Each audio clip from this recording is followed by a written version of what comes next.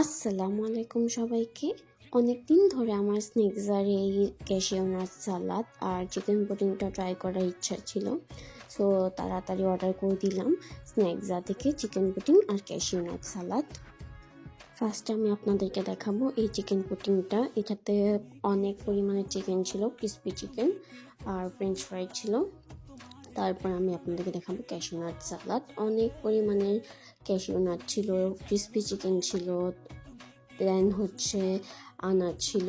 তো ফার্স্টে আমি আপনাদেরকে বলি এই যে এটা হচ্ছে আমার ক্যাশিউ নাট সালাদ। এটা যখনই আমি খুলছিলাম তখনই একটা সুন্দর ফ্রেগ্রেন্স আসছিল, এত মজাদার একটা খুশবু আসছিল।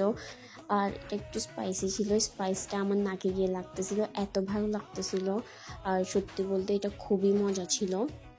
তারপর হচ্ছে আমি এই চিকেন পুডিংটা ট্রাই করি। এটা হচ্ছে আপনার চিকেন আর ফ্রেঞ্চ ফ্রাইয়ের একটা মিক্সচার।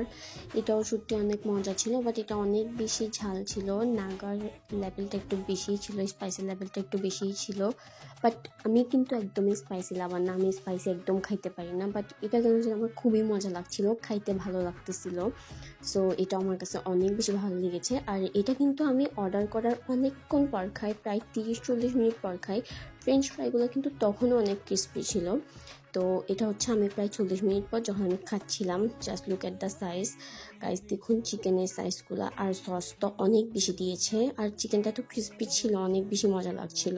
ফ্রেঞ্চ ফ্রাইটাও কিন্তু অনেক ক্রিসপি ছিল। ওভারঅল আমার কাছে চিকেন পুডিংটা অনেক ভালো লেগেছে।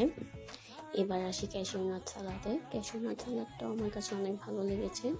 দেখেন কি পরিমাণে ক্যাশিউ নাট, আনার, ক্রিসপি চিকেন ছিল। আর এখানে কাঁচামরিচ ব্যবহার করেছে। কাঁচামরিচটাও কিন্তু খুবই একটা স্পাইস ফ্লেভার, স্পাইস টেস্ট দিচ্ছিল। সো আমার কাছে ক্যাশিউ নাটটা অনেক ভালো লেগেছে। নর্মালি কিন্তু আমি ক্যাশিউ নাট সস ছাড়া খাই না। আমি ভেবেছিলাম এটাতে যেহেতু সস দেবে না, এটা অত বেশি মজা হবে না, বাট ট্রাস্ট মি, এটা অনেক বেশি মজা হয়েছে। সো আপনারা অর্ডার করতে পারেন স্ন্যাকসা থেকে চিকেন পুডিং আর ক্যাশিউ নাট সালাদ। আজকে ভিডিওটা ছিল এই পর্যন্ত। আল্লাহ হাফেজ সবাইকে।